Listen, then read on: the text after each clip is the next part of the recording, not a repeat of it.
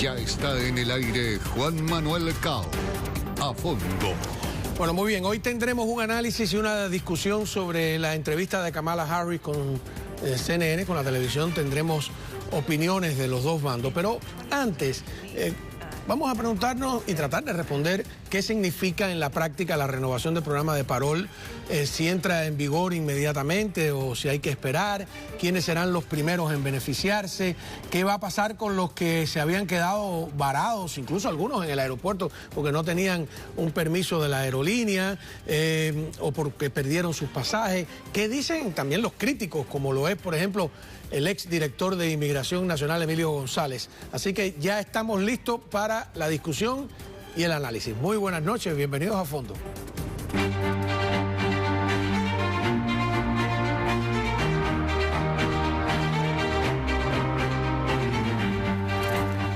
Bueno, muy bien, hemos convocado al doctor Ángel Leal, abogado de inmigración, para ponernos al tanto de este tema del que hemos venido hablando, sí, bueno, desde que lo suspendieron, desde antes, etcétera. Efectivamente. Ya sabíamos que se iba a implementar, pero hay un anuncio oficial.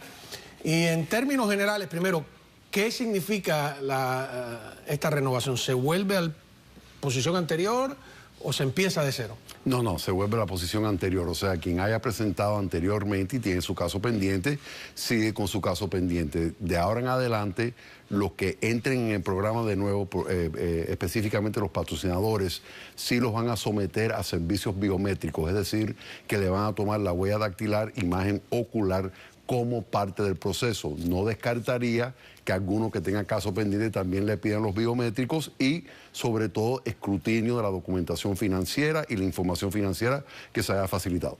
Estaba hablando con la doctora Isadora Velázquez, que sí, va a venir después no como abogada de inmigración, sí, sino una gran colega y una gran tema profesional político.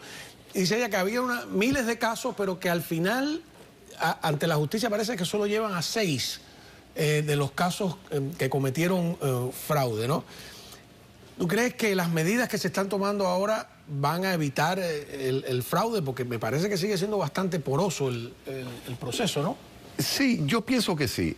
Fue un mal comienzo cuando se permitieron todos estos mercados en las redes sociales de plataformas para patrocinadores y demás, porque en realidad esto nunca debía de haberse permitido que esto se haga por comercializar, o sea, con fines de lucro.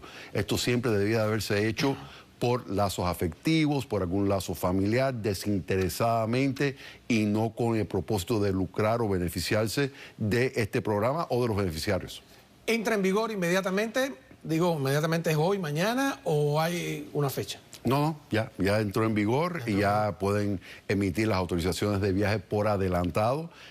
Aquellos que se quedaron sin autorizaciones de viaje con un caso aprobado deben de mandar un mensaje a través de su cuenta de UCIS para averiguar sobre el estatus de su documentación de viaje y los que están en el proceso pues lo deben de seguir, pero sobre todo asegurarse de que la información esté bien, que esté actualizada, que esté correcta, si hay que corregir algo, que se corrija y que la información esté actualizada desde el punto de vista de la documentación financiera.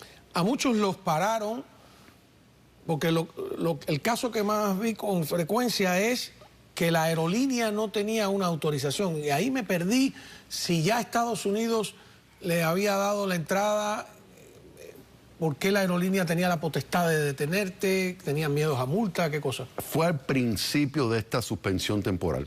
Y lo que pasó fue que hubo una falta de comunicación y como las aerolíneas consideraron que esos permisos de viaje ya no eran válidos por la suspensión del programa, pues no los aceptaron. En realidad, quien tuvo la autorización de viaje, que no se la haya cancelado, que le haya mandado un mensaje por su cuenta de UCIS de que quedaba cancelado el permiso de viaje, en realidad pudo haber viajado y debía de haber podido viajar. Ahora, hay muchísimas personas quienes sí le cancelaron el permiso de viaje, que tal vez no hubo fraude, que tienen que comunicarse con UCIS para ver si le pueden levantar la negación o la suspensión de ese permiso de viaje para que puedan viajar o tal vez emitirle un nuevo permiso de viaje. Eso que, porque vi también familias de repente, la esposa y el hijo podían venir, pero el esposo se quedó. Vi un niño de 11 años también que vinieron sus padres y él se quedó. Ese niño o ese esposo o esa esposa, ¿tienen que empezar de cero o mañana pueden coger el avión y ya salir? Creo que conozco el caso, lo estaba hablando con la doctora, y es un caso complicado porque aparentemente ambos padres vinieron. Ajá, ¿y eso fue un error de inmigración de no haberle permitido el niño haber entrado con un permiso de viaje válido? Trataría de rectificar el error. El problema es que el niño no puede viajar solo. Ambos padres están aquí. Con ese parol no pueden regresar a Cuba para acompañar a su hijo. No me digas ese enredo. Es un enredo. Para que un niño, un menor viaje solo, pero no. Tiene que ser con madre, padre o guardián legal. Ahora, pero si el padre aquí está diciendo, es un poco raro, ¿no? Bueno, es que es el tecnicismo de que vinieron los padres sin el niño y legalmente el niño tiene que viajar con mamá, papá o guardián legal. Y el padre no puede regresar al aeropuerto, ¿no? No, bueno, sí pueden regresar. Pero entonces no vuelve para acá. No vuelve para acá porque ese paro es para una sola entrada. Esa autorización de viaje es para una sola entrada donde entonces se le considera el paro. ¿Solución? Sí, hay que presentarle un parol humanitario tradicional a ese niño. Mientras tanto, ¿el niño con quién se queda? Con quien lo hayan dejado en Cuba cuando se fueron los padres. Está difícil eso, pero hay que pedir un parol humanitario de emergencia, pedir una adjudicación expedita para que ese niño pueda viajar por ese mecanismo sin los padres que ya están acá por el problema que hubo de la falta de comunicación y el error que se cometió con el permiso de viaje del menor de edad. Bueno, por supuesto que la renovación tiene críticos, entre ellos nada menos que Emilio González, que fue exdirector de Inmigración Nacional en todos los Estados Unidos, fue director del aeropuerto también, administrador aquí de la ciudad de Miami, etcétera. Todo el mundo lo conoce. Él ha dicho, uno, que en verdad el proceso no sirve para verificar y garantizar quién es la persona, que no le parece serio. Y luego que se hizo para detener las entradas por la frontera y que se comprobó que no sirvió para detener las entradas por la frontera. ¿Qué piensa usted de la opinión de Emilio González? Mayormente estoy de acuerdo. Primero, no está disminuyendo las entradas fronterizas porque en realidad cuando las personas se dieron cuenta de que no iba a ser una solución inmediata y de que iban a tener que esperar meses y meses y meses y que no era seguro, pues empezó el flujo de nuevo migratorio. Lo que detuvo el flujo migratorio en la frontera fue la nueva reglamentación de asilo que descalifica a las personas prácticamente para pedir asilo si entran ilegalmente al país. Eso fue lo que detuvo el flujo migratorio. El primer punto tiene razón porque esto es técnico, pero un parol es una libertad condicional y las bases de inadmisibilidad que previenen que alguien se haga residente, por ejemplo, no necesariamente aplican en un proceso de parol. Entonces, en realidad, y hemos visto casos de personas tal vez no deseadas que han podido entrar con este mecanismo de parol que ya eventualmente en el proceso de residencia tal vez no obtengan la residencia, pero ya están acá. Entonces, generalmente un parol es una libertad condicional hasta que se determina la admisibilidad de la persona y creo que esa es la crítica del director González que está diciendo ese mecanismo no precisamente es el mejor mecanismo para asegurarnos que las personas que estén viniendo sean personas merecedoras de la oportunidad de poder venir. Por ejemplo, el secretario general del Partido Comunista de Cuba en la provincia de Cienfuegos, que llegó hace poco, miembro, bueno, al más alto nivel del partido, ¿él llegó por el parol o por una reclamación familiar?